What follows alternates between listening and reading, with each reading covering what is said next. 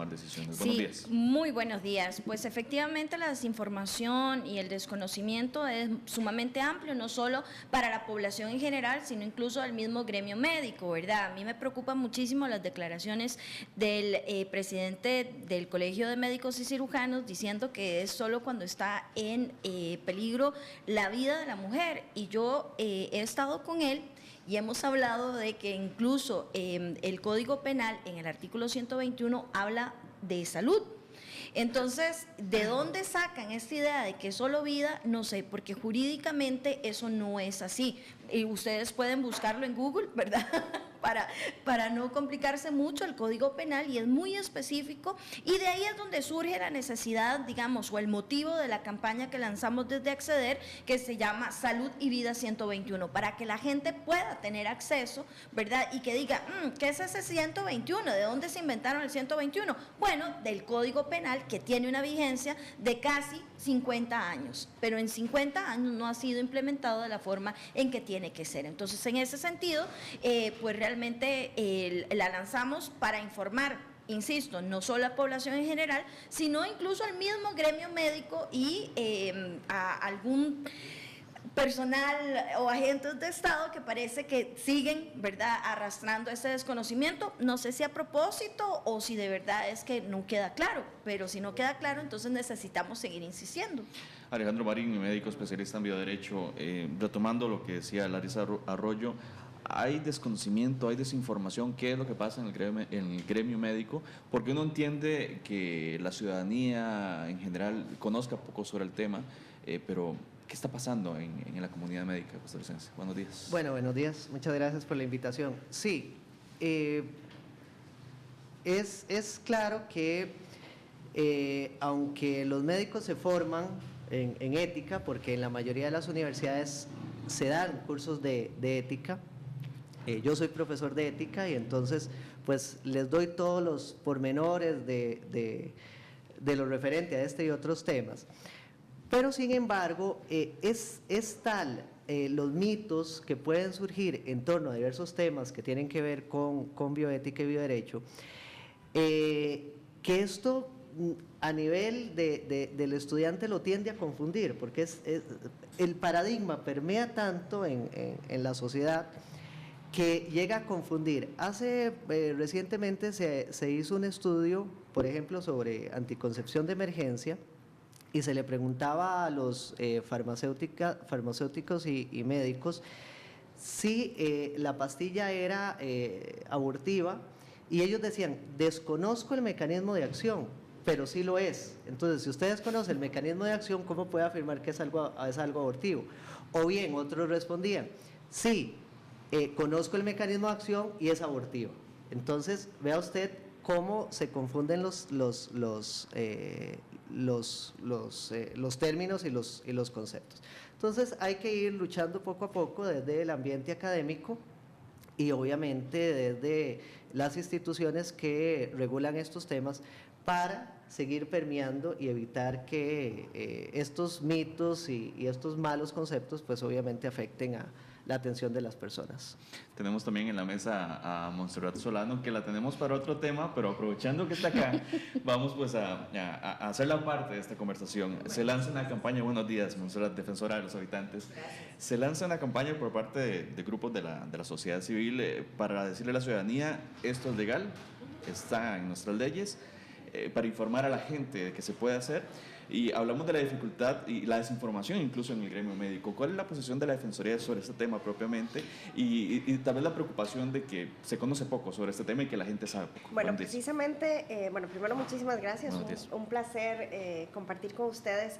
Quiero insistir en la importancia de la educación, y ya lo decía el doctor, la educación ética es fundamental, es esencial. Pero aparte de eso, la Defensoría ha insistido en la necesidad de que en las universidades se dé educación en derechos humanos. La parte ética funciona, si se quiere, en un ámbito individual, de cómo me relaciono yo con mis exigencias de la profesión. La educación en derechos humanos busca que el médico entienda y se entienda a sí mismo como garante de los derechos del paciente. Y para entender esos derechos, pues evidentemente se necesita una formación en derechos humanos que lamentablemente no se da en las universidades públicas, con excepción de algunos casos muy específicos. Por ejemplo, temas que van más allá del tema que ustedes están tratando, pero por ejemplo la aplicación del protocolo de Estambul, cuando los médicos deben aplicarlo para prevenir casos de tortura o para detectar casos de tortura, eso no se da formación acá. Bueno, sobre este tema en específico, como ustedes bien lo decían, Costa Rica desde los años 70, si no me equivoco, señaló que existen ciertas causales de aborto que no están penalizadas. Hay otra discusión que todavía se tiene que dar, es si el derecho penal es la mejor vía para regular el tema del aborto. Se logra resolver las situaciones que se dan, resuelve algún problema en realidad el derecho penal en estos casos.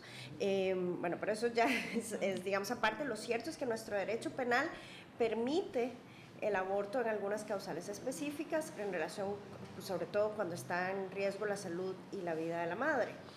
Esa es una decisión que, de acuerdo con el legislador en aquel momento, pues entendió que son situaciones extremas en las que la decisión ya de por sí es difícil para la familia, como para que el Estado venga además a imponerle una cierta manera de actuación o no. Las familias pueden tener además sus creencias, no todas las religiones tienen las mismas posiciones en cuanto a quién se le da dar prioridad en una situación de estas. Y lo cierto es que sí ha habido una gran confusión de los médicos. Creemos que por la falta de formación también en su rol como garantes de los derechos de los pacientes, y aquí viene mucho de eso, y también la falta de una claridad y de una norma técnica al respecto. Larisa Rocha. Sí, bueno. Que esto lo hemos hablado otras veces, Larisa, en otras sí. entrevistas. Se está trabajando en una normativa. ¿Qué pasa? ¿Por qué no? Bueno, hacemos la pregunta todo el tiempo, constantemente. Sí, ¿verdad? Ya parece que aburrimos, ¿verdad? Venimos trabajando este tema. El caso a los que hace referencia la nota, ¿verdad? Ana y Aurora, el primer caso va a cumplir 10 años. Y seguimos hablando sobre esto, de una normativa que tiene casi 50 años, pero que igual ya existía desde antes, porque en los códigos penales anteriores también se reconocía la necesidad de que, bueno, hay veces en donde está en peligro la vida o la salud de la mujer, o se puede prever que va a haber un riesgo y por lo tanto se puede interrumpir.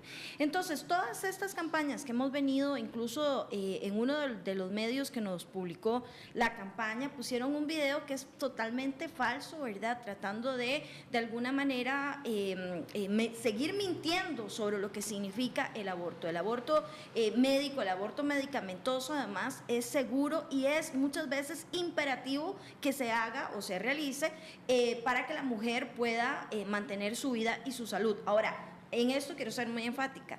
Puede ser que hayan mujeres que digan, yo no quiero, a mí no me importa, si me voy a morir, yo prefiero, y también el Estado tiene la obligación de sostener, ¿verdad?, ese embarazo y darle toda la atención debida a esa mujer. Lo único que se está, se ha estado luchando tanto por parte de Ana como de Aurora es que se reconozca que en la normativa ya existe la posibilidad de interrumpir el embarazo cuando esté en riesgo, para prevenir el riesgo para la salud o la vida de las mujeres, que yo sigo escuchando cómo es posible que el presidente del Colegio de Médicos y Cirujanos diga solo vida. O sea, yo no sé si es que vamos a tener que pedirle a la Defensoría que lleve códigos penales, ¿verdad?, y lo reparta para ver si ya por fin leemos. Es un articulito chiquitito, tiene 3 líneas, pero parece que nadie lo quiere leer, ¿verdad? Y estamos hablando entonces de que podría, y aquí le tiro la bola, ¿verdad?, a Alejandro, las repercusiones que puede tener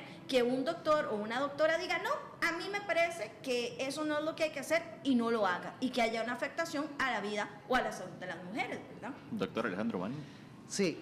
Bueno, hay que ver el contexto de la entrevista y todos los detalles de a qué está refiriéndose el doctor propiamente, y habría que preguntarle a él que eventualmente aclare al respecto. Me refiero a la nota, a la declaración que hizo el Colegio de Médicos sobre el artículo 121, el cual nos determina la posición del Colegio de Médicos, que nos representa a todos como agremiados, el cual considero, dentro de lo que se le puede pedir a una institución como el colegio, que es claramente meridiano en determinar una posición. Todos los médicos estudiamos para salvar vidas, para resguardar la salud de las personas, eso es claro.